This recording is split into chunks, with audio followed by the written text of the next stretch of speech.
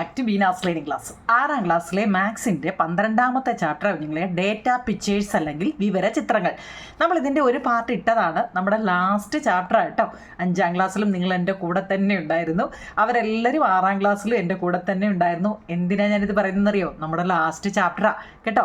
ഇതുകൂടെ ആയിക്കഴിഞ്ഞാൽ നമ്മുടെ മാത്സിൻ്റെ കാര്യത്തിൽ തീരുമാനമാവും കേട്ടോ. പിന്നെ ഇനി എന്താ നമ്മുടെ പരിപാടി അല്ലേ? അപ്പം ഇതിവിടെ ആവുമ്പം നമ്മുടെ ക്ലാസ് വൈൻഡപ്പ് ചെയ്യുമോ നിങ്ങൾ കേട്ടോ. മാത്സിൻ്റെ ക്ലാസ് വൈൻഡപ്പ് ചെയ്യുകയാണ്. അപ്പോൾ ഇത് വൃത്തിയായിട്ട് എഴുതിയെടുക്കണം കേട്ടോ. നിങ്ങൾ കമൻറ്റും ലൈക്കും ഷെയറും സബ്സ്ക്രൈബും ഹൈപ്പും ഒക്കെ ചെയ്യണേ. നിങ്ങളുടെ എല്ലാ കമൻറ്റിനും ഞാൻ റിപ്ലൈയും തരുന്നുണ്ട് അല്ലേ. അത് നിങ്ങൾ എൻ്റെ ചാനൽ ഉപയോഗിക്കുന്നവർക്കറിയാം അല്ലേ. കമൻ്റൊക്കെ ഞാൻ തിരിച്ച് റിപ്ലൈ തരുന്നുണ്ട്. ഇനി ആ സഹകരണം ഞാൻ പ്രതീക്ഷിക്കുന്നു കേട്ടോ. അപ്പം നമുക്ക് ഇനിയും അടുത്ത എന്താണെന്ന് വെച്ചാൽ നിങ്ങൾക്ക് അതുപോലെ ഡൗട്ടുകളൊക്കെ ഉണ്ടെങ്കിൽ കമൻറ്റ് ബോക്സിൽ പറഞ്ഞാൽ മതി. കുറേയൊക്കെ സമയം കിട്ടുമ്പോൾ ഞാൻ ഇട്ട് തരുന്നുണ്ട്. അപ്പോൾ നമുക്ക് ഈ ചാപ്റ്റർ ഒരു പാർട്ട് ഇട്ടാവും. നിങ്ങളെ ഇതിനകത്തിലെ ഗ്രാഫിനെ കുറിച്ചാണ് പഠിക്കേണ്ടത്.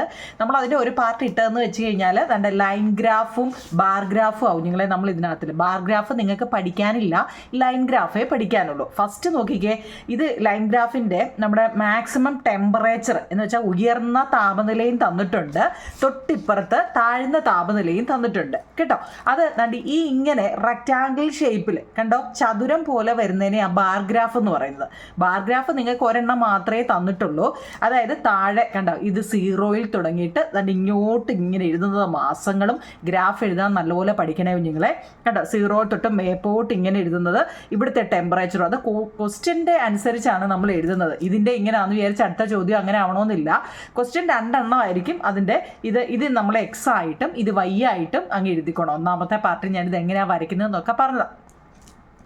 അപ്പം ഇത് ബാർ ഗ്രാഫാണ് കേട്ടോ. ബാർ ഗ്രാഫ് നമുക്ക് പഠിക്കാനുള്ളത് ലൈൻ ചാർട്ടാണ്. ലൈൻ എന്ന് വെച്ചാൽ അതിൻ്റെ ഇങ്ങനെ ഇരിക്കുക. അതായത് ഈ ബാർ വരയ്ക്കേണ്ട കാര്യമില്ല.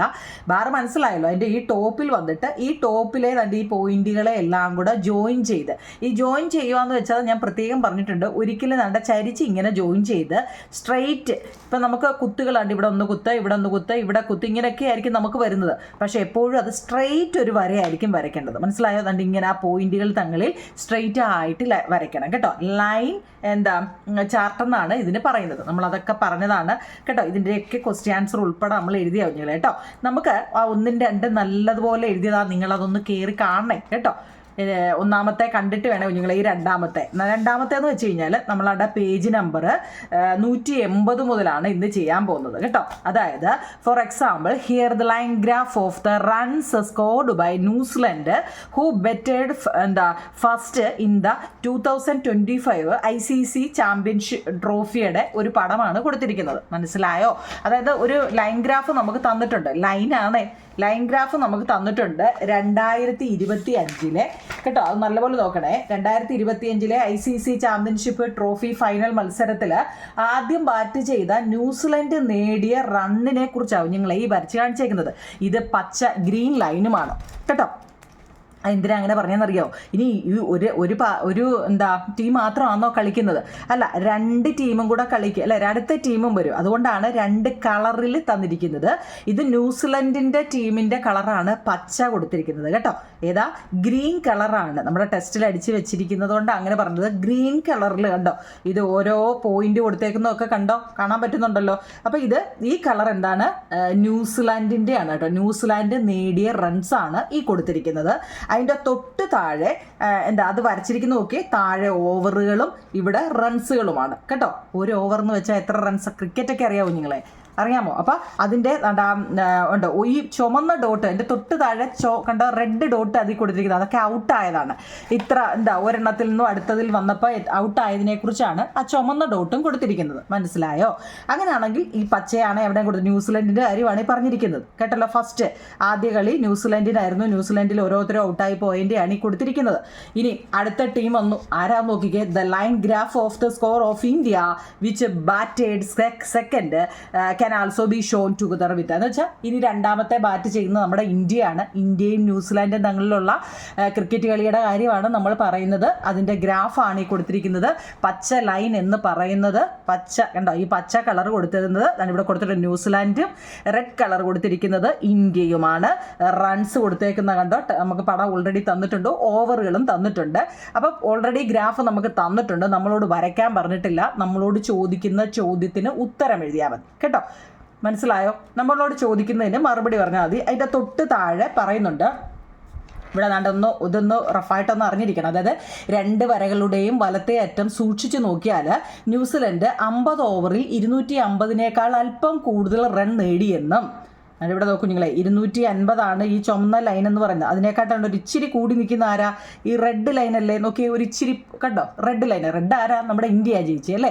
അപ്പോൾ ഇന്ത്യ 50 ഓവർ തീരുന്നതിന് കുറച്ച് മുമ്പ് തന്നെ അതിനേക്കാൾ കൂടുതൽ റൺ നേടി ജയിച്ചു എന്നും നമുക്ക് ഇതിനകത്ത് കാണാൻ പറ്റും അല്ലേ?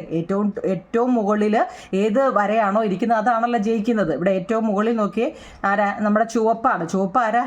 ഇന്ത്യയാണ് ജയിച്ചത് അല്ലേ? രണ്ട് വരയിലെയും ചുവന്ന കുത്തുകൾ എണ്ണിയാൽ ന്യൂസിലാൻഡിന് 7 വിക്കറ്റും. ഓക്കെ നിങ്ങളെ, ഈ ചുമന്ന ലൈനയിൽ എത്ര ഡോട്ടുണ്ട്, പച്ച ലൈനയിൽ എത്ര ഡോട്ടുണ്ട് നോക്കിയാൽ എത്ര പേരുടെ വിക്കറ്റൊക്കെ നമുക്ക് അറിയാൻ പറ്റും. രണ്ട് വരയിലും ചുവന്ന കുത്തുകൾ എണ്ണിയാൽ ന്യൂസിലൻഡിന് 7 വിക്കറ്റും ഇന്ത്യക്ക് 6 വിക്കറ്റുമാണ് നഷ്ടപ്പെട്ടത് എന്ന് നമുക്ക് കാണാം അല്ലേ? അതായത് ന്യൂസിലാൻഡ് 50 ഓവറിൽ 7 വിക്കറ്റിന് 251, ഇന്ത്യ 49 ഓവറിന് 6 വിക്കറ്റിന് 254. ഇതെല്ലാം നമ്മുടെ ടെസ്റ്റിൽ ഓൾറെഡി തന്നിട്ടുണ്ട്. നമ്മൾ എടുത്തുള്ള ചോദ്യം എന്താണെന്ന് വെച്ചാൽ നമുക്ക് അതിന് മറുപടി കൊടുത്താൽ മതി കേട്ടോ. എന്താ ചോദിച്ചത്? ഫസ്റ്റ് ചോദ്യം തന്നെ ഞാൻ ഇംഗ്ലീഷിലും മലയാളത്തിലും ഇവിടെ എഴുതി വെച്ചിട്ടുണ്ടോ നിങ്ങളെ? കാരണം രണ്ട് മീഡിയക്കാരും നമ്മളുടെ ഇതിൻ്റെ ചോദ്യം നോക്കുന്നതാണ്. ഈ ടെസ്റ്റ് നോക്കിയിട്ട് കണ്ടോ, അതായത് ആ പടം നോക്കിയിട്ട് ഒന്നാമത്തെ ചോദ്യം, what team scored more in the first 10 over? ആദ്യത്തെ 10 ഓവറിൽ ഏത് ടീമാണ് കൂടുതൽ റൺ നേടിയത്? ചോദ്യം കേൾക്കണേ നിങ്ങളെ. ആദ്യത്തെ 10 ഓവറിലാണ് കേട്ടോ. ആദ്യത്തെ 10 ഓവറിൽ ഏത് ടീമാണ് ഏറ്റവും കൂടുതൽ റൺസ് നേടിയത്? നോക്കി, ആദ്യത്തെ 10 എന്ന് പറയുന്നത് ഇവിടെ അല്ലേ? 10 ഇവിടെ വരെ വരുന്നത് നമ്മൾ സ്കെയിൽ ഉപയോഗിച്ചാകുമ്പോൾ നിങ്ങൾക്ക് ഏതാണ്ട് ഇങ്ങനെ കറക്റ്റായിട്ട് ഇങ്ങനെ ഇന്ന് മേപ്പോട്ട് വരച്ച് ഇവിടെ വരെ ആ 10 വരുന്നത് അല്ലേ? ആ 10 മുമ്പ് ഏതാണ്ട് ഇവിടെ അല്ലേ? ഇവിടെ വരെ എത്തുമ്പം ഏറ്റവും ഇവിടെ ചോദിച്ചേതാ? ഇവിടെ ഏറ്റവും മുകളിൽ വന്നിരിക്കുന്നത് നോക്കിയേ, ഈ പച്ചയാണോ ചുവപ്പാണോ ഏറ്റവും മുകളിൽ വന്നിരിക്കുന്നത്? കാണാൻ പറ്റുന്നുണ്ടല്ലോ നിങ്ങളെ. ചുവപ്പ് എന്ന് പറയുന്നത് ഇന്ത്യയും അല്ലേ, പച്ച എന്ന് പറയുന്നത് ആരാ? ന്യൂസിലൻഡുമാണ്. നോക്കിയേ, ഈ 10 ചോദ്യം, ആദ്യത്തെ 10 ഓവറിൽ ഏത് ടീമിനാണ് കൂടുതൽ റൺ നേടിയതെന്നാണ്. ഏത് റണ്ണാണെന്ന് നോക്കിയേ, ഏതാ? ന്യൂസിലൻഡ് അല്ലേ? ന്യൂസിലൻഡിന് ഏതാണ്? പച്ച. പച്ചയല്ലേ മുകളിൽ വന്നിരിക്കുന്നുണ്ട് മുകളിൽ. അന്നേരം എന്താ ചുവപ്പ് ഇങ്ങി താഴെയായി അല്ലേ? അപ്പോൾ അവിടെ ഒന്നാമത്തെ ആൻസർ എന്താണ്? ന്യൂസിലാൻഡ്. ZEALAND ന്യൂസിലാൻഡ് കേട്ടോ. മലയാളത്തിൽ എങ്ങനെ എഴുതും?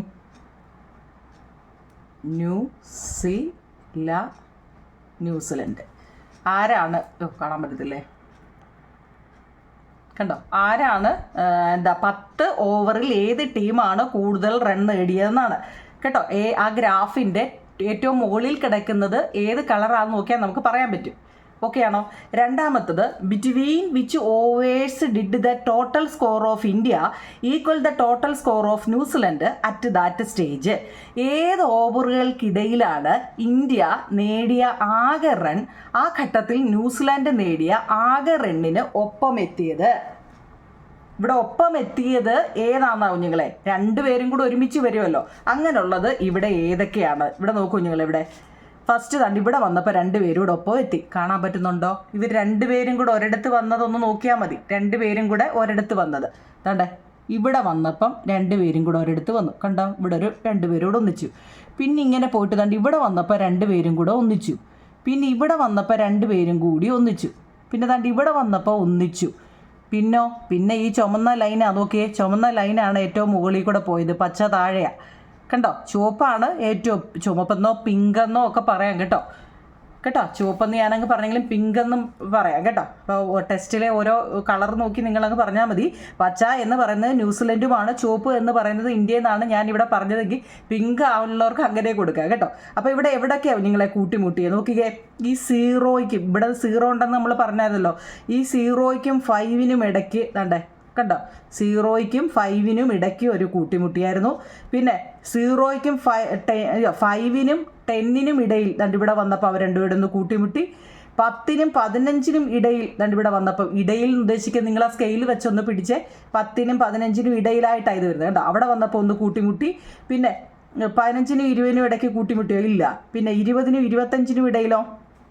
20നും 25നും ഇടയിലോ? ഇല്ല. പിന്നെ ഇവിടെ വന്ന അല്ലേ, ഏതാ 25നും 30നും ഇടയിൽ വന്നപ്പോൾ അവർ കൂട്ടിമുട്ടി. കണ്ടോ, മേലിൽ ഈ കൂട്ടിമുട്ടിയതുണ്ട് ഇവിടെ 1 2 3 4 എടുത്ത് വന്നപ്പോൾ അവർ കൂട്ടിമുട്ടി.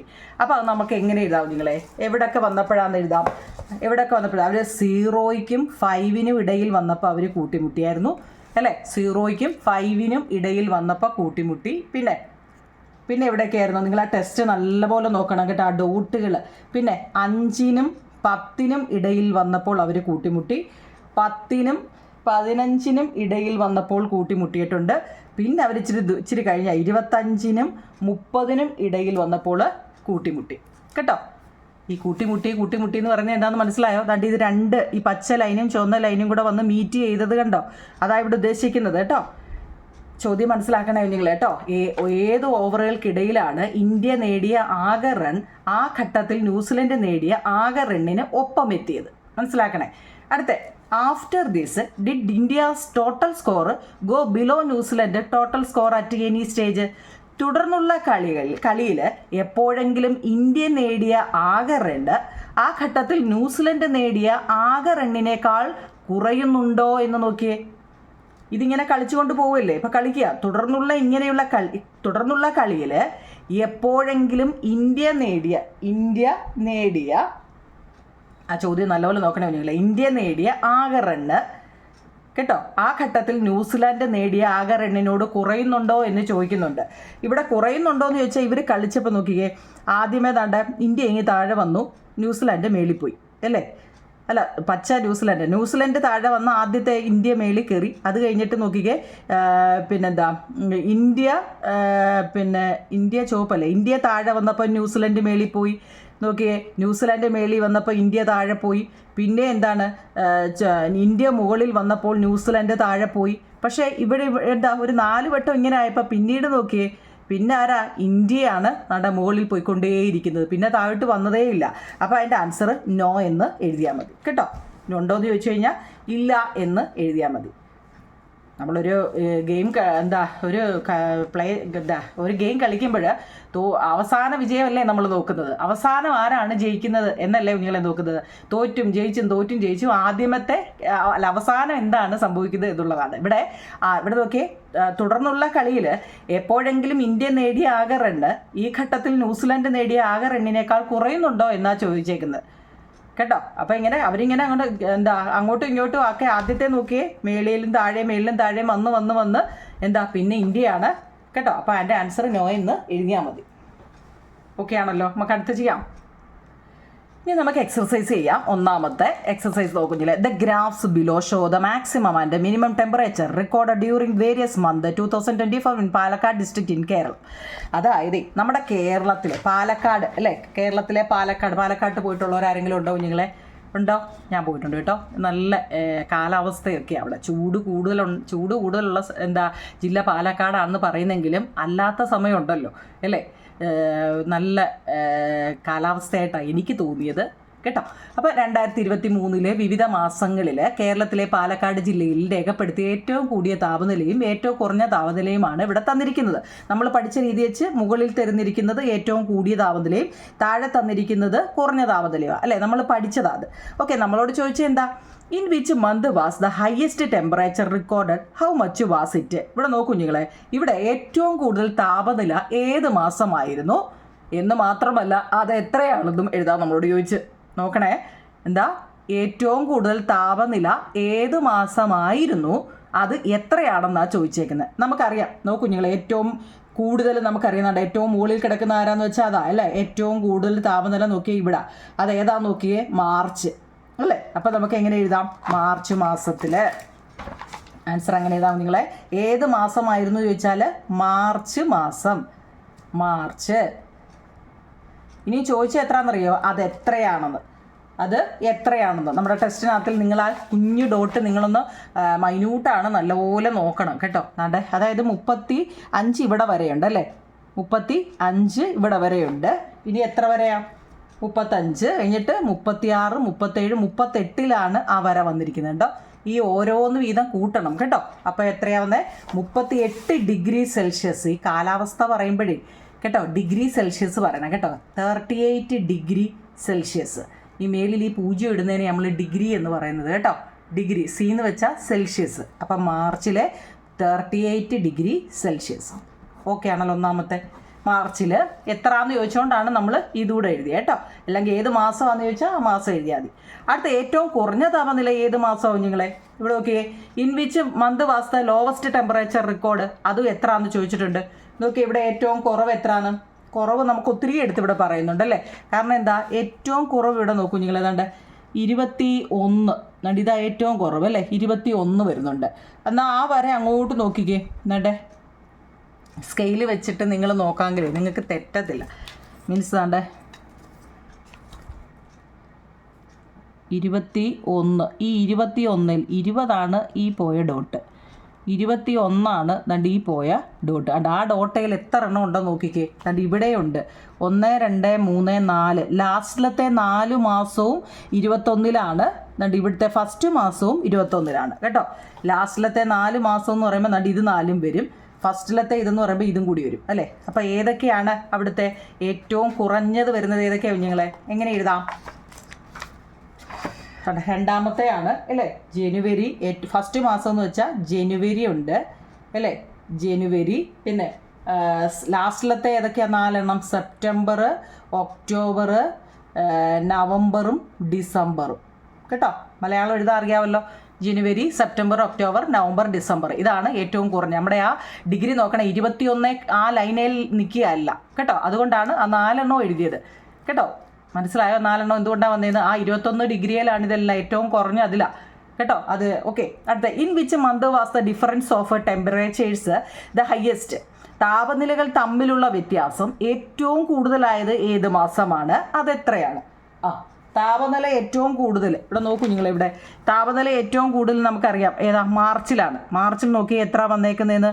35, 30 ഇതേല വന്നത് അല്ലേ, 38 വന്നിരിക്കുന്നത് അല്ലേ നിങ്ങളിവിടെ. 38.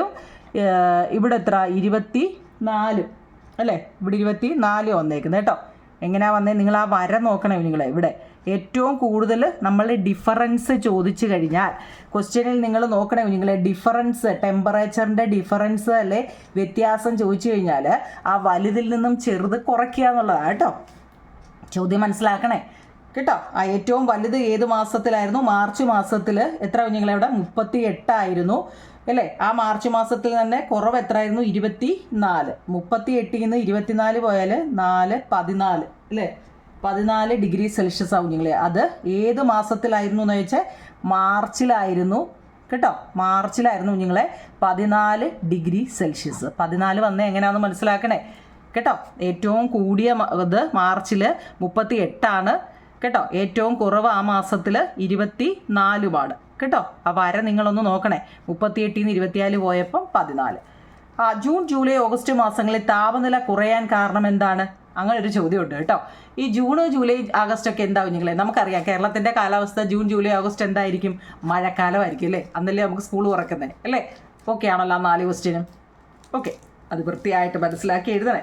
ഇനി എക്സസൈസിൻ്റെ രണ്ടാമത്തെ ചോദ്യം, അതിൻ്റെ തൊട്ട് താഴത്തെ പിക്ചർ ഈ പടം. ഗ്രാഫ് ഓൾറെഡി നമുക്ക് തന്നിട്ടുള്ളതുകൊണ്ട് നമുക്ക് വരയ്ക്കണ്ട, അതിൻ്റെ ആൻസർ മാത്രം എഴുതിയാൽ മതി. ഗ്രാഫ് നോക്കി വേണം അതിൻ്റെ ആൻസർ എഴുതാൻ. ഇവിടെ നോക്കൂ നിങ്ങൾ. The graph below show the scale two wheeler in India from 2015 to 2024. 2015 മുതൽ 2024 വരെയുള്ള ഓരോ വർഷവും ഇന്ത്യയിൽ വെറ്റ ഇരുചക്ര വാഹനങ്ങളെക്കുറിച്ചാണ് കേട്ടോ. അപ്പോൾ നോക്കിക്കേ, ഇവിടെ നോക്കിയേ. 2015 ദണ്ട് ഇവിടെ തുടങ്ങി 2024 ഇവിടെ വരെയാണ് അല്ലേ. അപ്പം നമ്മളോട് ചോദിച്ച ചോദ്യങ്ങൾ എന്തൊക്കെയാണെന്ന് നോക്കിക്കേ. ഫസ്റ്റ് ചോദ്യം എന്താ നിങ്ങളെ? ഏത് വർഷമാണ് ഏറ്റവും കൂടുതൽ ഇരുചക്ര വാഹനങ്ങൾ വിറ്റത്? ഏത് വർഷമാണ് നമ്മുടെ ഇരുചക്ര വാഹനങ്ങൾ വിറ്റത്? നോക്കാം. നോക്കി നിങ്ങളെ. ഇവിടെ ഏറ്റവും നോക്കിയ ടോപ്പിൽ നിൽക്കുന്ന നോക്കിയ 2019 കണ്ടോ. 2019 ഏറ്റവും കൂടുതൽ വിറ്റത് കണ്ടോ. ഏറ്റവും കൂടുതൽ വിറ്റത് 2019.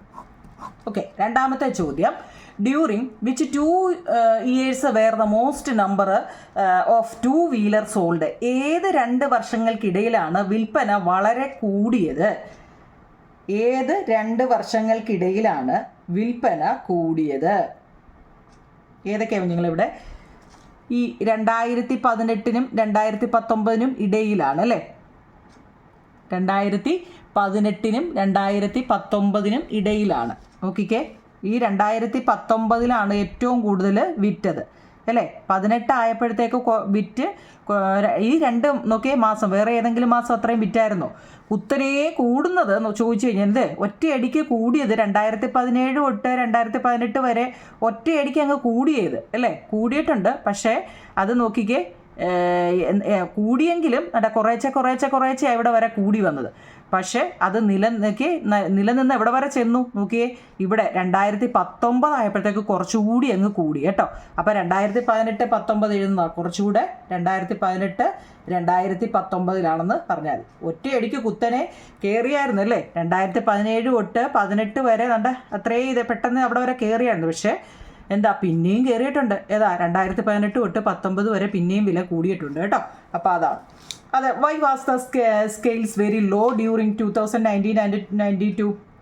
2019-2022 വരെയുള്ള വർഷങ്ങളിലെ വിൽപ്പന വളരെ കുറഞ്ഞത് എന്തുകൊണ്ടാവും നിങ്ങൾ? അപ്പോഴത്തേക്കും വിൽപ്പന അങ്ങ് കുറഞ്ഞു. എന്തുകൊണ്ടാ? അവിടെ ആ സമയം എന്തോന്നറിയോ? നിങ്ങൾക്ക് ഓർമ്മയുണ്ടോ? നിങ്ങളൊക്കെ വീട്ടിൽ ഇരുന്ന സമയം എന്തുകൊണ്ടാണ്? കോവിഡായിരുന്നു അല്ലേ? ഇല്ലേ, ഓർമ്മയുണ്ടോ? കോവിഡായിരുന്നു നിങ്ങൾ കേട്ടോ. ഈ സാധനങ്ങളുടെ വില കുറയുന്നത് എന്തുകൊണ്ടാണ്? ഒന്നുകിൽ സാധനങ്ങളുടെ ഷോർട്ടേജ് ആയിരിക്കും അല്ലേ? വണ്ടിക്ക് വലിയതായിട്ട് വാങ്ങിക്കാൻ ആളില്ല എന്നുണ്ടെങ്കിൽ ഒന്നുകിൽ ആ വണ്ടിയെക്കുറിച്ച് വലിയ മതിപ്പൊന്നും കാണത്തില്ല, അല്ലെങ്കിൽ മറ്റെന്തെങ്കിലും ഒരു കുറവ് കൊണ്ടായിരിക്കാം അല്ലേ? ഇവിടെ നമുക്ക് കോവിഡ് എഴുതിയാൽ മതി കേട്ടോ. നിങ്ങൾ കോവിഡ് മനസ്സിലായോ? അത് വേണേ വിശാലമായിട്ട് നമുക്ക് എങ്ങനെ എഴുതാം? ഡ്യൂ ടു ദ സ്പ്രെഡ്, അന്ന് സ്പ്രെഡ് ആയിക്കൊണ്ടിരിക്കുക, സ്പ്രെഡ് ഓഫ് COVID-19, അല്ലെങ്കിൽ എന്തെങ്കിലും ഫിനാൻഷ്യൽ ക്രൈസിസ്, സാമ്പത്തിക എന്തെങ്കിലും വന്നു കഴിഞ്ഞാൽ, ഫിനാൻഷ്യൽ ക്രൈസിസ് എന്തെങ്കിലും വന്നു കഴിഞ്ഞാലും അങ്ങനെ സംഭവിക്കാം കേട്ടോ. സാമ്പത്തിക മാന്ദ്യം വന്നു കഴിഞ്ഞാൽ ഇങ്ങനെ സംഭവിക്കാം കേട്ടോ. നിങ്ങളെ കോവിഡ് എന്ന മഹാമാരിയായിരുന്നു അല്ലേ? മഹാമാരിയും അല്ലെങ്കിൽ സാമ്പത്തിക മാന്ദ്യം വന്നാലും സാധനം വിറ്റ് പോകാതിരിക്കുക അല്ലേ? സാമ്പത്തിക മാന്ദ്യവും എന്തെങ്കിലുമൊക്കെ എഴുതാം കേട്ടോ. അവനവന് ഇഷ്ടമുള്ള എഴുതിയാൽ മതി കേട്ടോ. അത് അത്രയേ ഉള്ളൂ നിങ്ങളെ. ഓക്കെ ആണോ? അത്രയും. അതൊരു കൊച്ചു നമ്മുടെ വരച്ച് നമുക്ക് തന്നിട്ടുണ്ട്, അതുകൊണ്ട് നമുക്ക് വരയ്ക്കാനൊന്നും ഒരു ബുദ്ധിമുട്ടുമില്ല. തന്നിരിക്കുന്ന ചോദ്യത്തിൻ്റെ ഉത്തരം അങ്ങ് എഴുതിയാൽ മതി കേട്ടോ. ഓക്കെ ആണല്ലോ? ഓക്കെ, അടുത്ത മൂന്നാമത്തെ ലാസ്റ്റ് ക്വസ്റ്റ്യനാണ് നിങ്ങളെ. ലാസ്റ്റ് അല്ലേ? ഇതാണ്. A person started a trip in car at 5 in the morning and reached his destinations at 10. The graph below show the total distance traveled at various point of time. അല്ലേ? അതായത് ഇവിടെ യാത്ര ചെയ്യുക. ഒരാൾ രാവിലെ 5 മണിക്ക് കാറിൽ യാത്ര തുടങ്ങി. 5 മണിയായപ്പോൾ കാറിൽ യാത്ര തുടങ്ങി. 10 മണിക്ക് ഉദ്ദേശിച്ച സ്ഥലത്ത് അദ്ദേഹം എത്തി. പല സ്ഥലങ്ങളിൽ കാർ സഞ്ചരിച്ച ആകെ ദൂരമാണ് നമുക്കിവിടെ ചിത്രത്തിൽ തന്നിരിക്കുന്നത്. ചിത്രത്തിൽ പല ഇത് തന്നിട്ടുണ്ട്, ഓരോന്നും എന്തൊക്കെ അദ്ദേഹം ചെയ്തതെന്നുള്ളത് കണ്ടോ. എന്നാൽ അതിൻ്റെ ആൻസർ നമുക്ക് എഴുതിയാൽ മതി. അത് ഈ പറയുന്ന പോലെ ചോദിക്കുന്നതിന് മറുപടി നമ്മൾ കൊടുത്താൽ മതി അല്ലേ? ആകെ എത്ര ദൂരം അദ്ദേഹം സഞ്ചരിച്ചു? How much distance did he travel? അദ്ദേഹം അവിടെ എത്ര ദൂരം സഞ്ചരിച്ചെന്ന് നോക്കൂ നിങ്ങളെ. നോക്കിയേ, എത്ര സഞ്ചരിച്ച് പറയാൻ പറ്റുന്നുണ്ടോ? നോക്കിയേ, എത്രയിൽ നിന്നാണ് തുടങ്ങിയത്, എത്രയിൽ ചെന്ന് അവസാനിച്ചു എന്ന് നമുക്ക് പറയാൻ പറ്റുന്നുണ്ടോ? നോക്ക്. How much distance did he travel? നോക്കിയേ, എത്രയാ? പടം കണ്ടിട്ട് വേണം എഴുതാൻ. എത്ര നിങ്ങളിവിടെ? അതായത് അദ്ദേഹം ഇവിടെ 5 മണിയായപ്പം ഇവിടുന്ന് വണ്ടി എടുത്തു കണ്ടോ, ഇവിടുന്ന്. എന്നിട്ട് 250 ഡിസ്റ്റൻസ് 250 കിലോമീറ്റർ ഇവിടെ വന്നപ്പോൾ അദ്ദേഹം നിർത്തി. നമ്മളോട് ചോദിച്ച how much distance did he travel, അദ്ദേഹം എത്ര ദൂരം യാത്ര ചെയ്തു എന്നാണ്. എത്ര നിങ്ങളെ? 250 km. കേട്ടോ. 250 കിലോമീറ്ററാണ് അദ്ദേഹം യാത്ര ചെയ്തത്. കാരണം നമ്മുടെ ടെസ്റ്റിൽ പറഞ്ഞിട്ടുണ്ട്. How much times did he trip take? അതിന് എത്ര സമയം അദ്ദേഹം എടുത്തു? സമയം നോക്കൂ നിങ്ങളിവിടെ, എത്ര സമയം എടുത്തു നോക്കിയേ. ഇവിടെ 5 മണിക്കാണ് അദ്ദേഹം ഇറങ്ങിയത്. അദ്ദേഹം നാട്ട് ഇവിടെ ഈ 250 കിലോമീറ്റർ ഇവിടെ വരെ എത്തിയപ്പോൾ മൊത്തം എത്ര സമയം എടുത്തു എന്ന്. 5 മണിക്ക് ഇറങ്ങിയ ആൾ എത്ര നാണ്ടെ 10 മണിയായപ്പം എന്ത് ചെയ്തു? ആ എത്തേണ്ട സ്ഥലത്ത് എത്തി. ചോദ്യം മനസ്സിലാക്കണേ. നിങ്ങളൊന്ന് ഉദ്ദേശിച്ച രാവിലെ 5 മണിയായപ്പോൾ വണ്ടി എടുത്തുകൊണ്ട് പോയ ഞാൻ 10 മണിയായപ്പോൾ ഞാൻ 250 കിലോമീറ്റർ യാത്ര ചെയ്തു. അപ്പം ഞാൻ ഇതിൻ്റെ ഇടയ്ക്ക് എത്ര ദൂരം ആയെന്ന് ചാടിക്കയറി 10 എഴുതി വെക്കരുത്. കാരണം ഞാൻ 10 മണിക്കല്ലയോ ചെന്നത്, അതുകൊണ്ട് അല്ല കുഞ്ഞുങ്ങളെ. 5 മണിക്കാണ് ഞാൻ ഇവിടെ നിന്ന് ഇറങ്ങിയത്. 6, 7, 8, 9, 10 എത്ര? 5 മണിക്കൂർ. മനസ്സിലായോ? അതായത് ഞാൻ 5 മണിക്ക് രാവിലെ 5 മണിക്ക് ഇറങ്ങിയ ഞാൻ 10 മണിയായപ്പോൾ ഞാൻ എത്തേണ്ട സ്ഥലത്തെത്തി. 250 കിലോമീറ്ററോളം ഞാൻ എത്തി. അപ്പം എത്ര മണിക്കൂർ എടുത്തു എന്നാണ് നമ്മളോട് ചോദിച്ചത്. എത്ര സമയം എടുത്തു അല്ലേ? സമയം എത്ര? 5 hours അല്ലേ? 5 മണിക്കൂർ. 5 hours അല്ലെങ്കിൽ 5 മണിക്കൂർ. നമ്മുടെ ചാപ്റ്റർ തീരാൻ പോവുക അല്ലേ? ഒരു വിഷമം പോലെ എനിക്ക്. നമ്മൾ ഈ 2 കൊല്ലം കൊണ്ട് തകൃതിയായിട്ടിരുന്ന് പഠിപ്പിച്ചിട്ടേ തീരാൻ പോയപ്പോൾ എന്തോ പോലൊരു. ഓക്കെ നിങ്ങളെ അടുത്ത during which times did the car travel the most distance in 1 hour? 1 മണിക്കൂറിൽ ഏറ്റവും കൂടുതൽ ദൂരം സഞ്ചരിച്ചത് ഏത് സമയത്താണ്? നമുക്കിതിനകത്തുള്ള ദൂരം കൊടുത്തേക്ക് നോക്കിയേ. 1 മണിക്കൂർ. ഇപ്പം 5 മുതൽ 6 മണി വരെ അദ്ദേഹം ഇവിടെ വരെ സഞ്ചരിച്ചു അല്ലേ? പിന്നെ അടുത്ത 6 മുതൽ 7 വരെ ഇവിടെ വരെ സഞ്ചരിച്ചു. 7 മുതൽ 8 വരെ ഇവിടെ വരെ, അത് കഴിഞ്ഞ് ഇവിടെ വരെ, അത് കഴിഞ്ഞ് ഇവിടെ വരെ. നോക്കിയോ നിങ്ങൾ ഇതിനകത്തിൽ ഏറ്റവും കൂടുതൽ സമയം നോക്കിക്കേ. ഇല്ല, ഇതല്ലേ ഏറ്റവും കൂടുതലായിട്ട് വന്നത്? 5 മുതൽ 6 മണി വരെ കേട്ടോ. ഏറ്റവും കൂടുതൽ അദ്ദേഹം സഞ്ചരിച്ചത് 5 മണി മുതൽ എത്ര? മുതൽ 6 മണി വരെ അല്ലേ?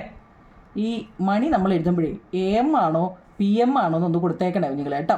അതൊരു മെയിനാണ്. കാരണം സമയത്തെക്കുറിച്ചില്ലയോ. AM എന്ന് വെച്ചാൽ രാവിലെ കേട്ടോ. AM രാവിലെ, PM വൈകിട്ടും ആണെന്ന് അറിയാമല്ലോ കേട്ടോ. അപ്പോൾ 5 മണി മുതൽ 6 മണി വരെയാണ് അദ്ദേഹം കൂടുതൽ ദൂരം സഞ്ചരിച്ചത്. 6 മണി മുതൽ 7 മണി വരെയുള്ള സമയത്ത് കാർ എത്ര ദൂരം സഞ്ചരിച്ചു? 6 മണി മുതൽ 7 മണി വരെയുള്ള സമയത്ത് കാർ എത്ര ദൂരം സഞ്ചരിച്ചു? 6 മണി എന്ത് നിങ്ങൾ ഏതാണ്ടേ ഈ 6 മണി മുതൽ ഈ 7 മണി വരെ അദ്ദേഹം എത്ര ദൂരം സഞ്ചരിച്ചു? നമ്മൾ എങ്ങനെയാണ് ചെയ്യുന്നത് നോക്കാം. നമ്മൾ പറഞ്ഞായിരുന്നു നമ്മളോട് ഡിസ്റ്റൻസ് എവിടെ ചോദിച്ചാലും, ഓർമ്മയുണ്ടോ? ഡിസ്റ്റൻസ് എവിടെ ചോദിച്ചാലും നമ്മൾ എന്തോ എഴുതും? ചാടി കയറി എഴുതരുത്, ആലോചിച്ച് വേണം എഴുതാൻ കേട്ടോ. ഡിസ്റ്റൻസ് ഇവിടെ നമ്മളോട് ചോദിച്ചത് 6 മണി മുതൽ 7 മണി വരെയുള്ള സമയത്ത് കാർ എത്ര ദൂരം സഞ്ചരിച്ചു എന്നാ. 6 മണിയായപ്പം എവിടെ വരെ എത്തി കുഞ്ഞുങ്ങൾ? ഏതാണ്ട് ഇവിടെ എന്ന് പറയുന്നത് ഒരു 80 അല്ലേ? 80 കിലോമീറ്റർ അല്ലേ? 80 എന്ന് പറയും. ഇനി ഇവിടെ നിന്ന് ഇവിടെ വരെ എത്തിയപ്പോഴോ ഏകദേശം ഇവിടെ അല്ലേ ഈ ഡോട്ട്, അതായത് ഒരു 140നും 150നും ഇടയിലാണ്. രണ്ടിൻ്റെ ഇടയിലായപ്പോൾ ഒരു 145. മനസ്സിലാക്കണേ. ഇവിടുന്ന് ഇവിടെ വരെ എത്ര ദൂരം സഞ്ചരിച്ചു എന്നാ. ഇവിടെ 80. ഈ വര നോക്കണേ. ഇവിടെ 80 ഇവിടെ 140നും കാരണം 10 വീതമല്ലേ, 140നും 150നും ഇടയ്ക്കായതുകൊണ്ട് 145. അപ്പം നമ്മൾ എങ്ങനെ എഴുതണം? 145 ഈ 80 അങ്ങ് കുറയ്ക്കണം കേട്ടോ. അപ്പോൾ എത്ര? 5, 8, 9, 10, 11, 12, 13, 14 അല്ലേ? എത്ര കുഞ്ഞുങ്ങളെ? 65 കിലോമീറ്റർ അദ്ദേഹം സഞ്ചരിച്ചു. എങ്ങനെ കിട്ടിയെന്ന് ഓർത്തോണേ. ഡിസ്റ്റൻസ് ചോദിക്കുമ്പോൾ ഓർത്തോണേ. ഇനി 8 മണി മുതൽ 9 മണി വരെയുള്ള സമയത്തോ? 8 മുതൽ 9 ആണ്ടേ 8 മുതൽ 9 വരെ നോക്കണേ കുഞ്ഞുങ്ങളെ. വര നോക്കണേ. 8 മുതൽ 9 വരെ അവരെങ്ങും പോയില്ല. അവിടെ തന്നെ കണ്ടോ, അവിടെ തന്നെ കിടക്കുമോ നോക്കി. 200 അതേ തന്നെ ആ വരയെ തന്നെ കിടക്കും. അവരെങ്ങും പോയില്ല കേട്ടോ. അവർ സഞ്ചരിച്ചിട്ടില്ല കേട്ടോ. No journey. അവർ എങ്ങും പോയിട്ടില്ല. യാത്ര ചെയ്യാതെ കാറിൽ തന്നെ ഇരിക്കുകയായിരുന്നു കേട്ടോ. സഞ്ചരിച്ചിട്ടില്ല. എത്ര മണി മുതൽ എത്ര മണി വരെയാണ് കാർ നിർത്തിയിട്ടിരുന്നത്? അവിടെ എത്ര മണിക്കാവും നിങ്ങളെ നിർത്തിയിട്ടിരുന്നത് എത്ര മണിക്കാണെന്ന് ചോദിച്ചു കഴിഞ്ഞാൽ, നിർത്തിയിട്ടിരുന്നത് എത്ര മണിക്കാണെന്ന് ചോദിച്ചു കഴിഞ്ഞാൽ 8 മണി മുതൽ 9 മണി വരെയാണ് നിർത്തിയിട്ടിരുന്നത് അല്ലേ കുഞ്ഞുങ്ങളെ? സത്യമല്ലേ? 9 മണി മുതൽ അവർ നിർത്തിയിട്ടു. 9 മണി മുതൽ പിന്നെന്താ 10 മണി 9 അല്ലേ? 9 മണി അല്ല 8 മണി മുതൽ അല്ലേ നിർത്തിയിട്ടിരുന്നത് 8 മണി മുതൽ 9 മണി വരെ അവർ അവിടെ നിർത്തിയിട്ടിരിക്കുകയായിരുന്നു. എന്നിട്ടാണ് പിന്നെ അവരെ നിർത്തിയിട്ടു. ചോദ്യം കേട്ടിട്ട് വേണം കേട്ടോ.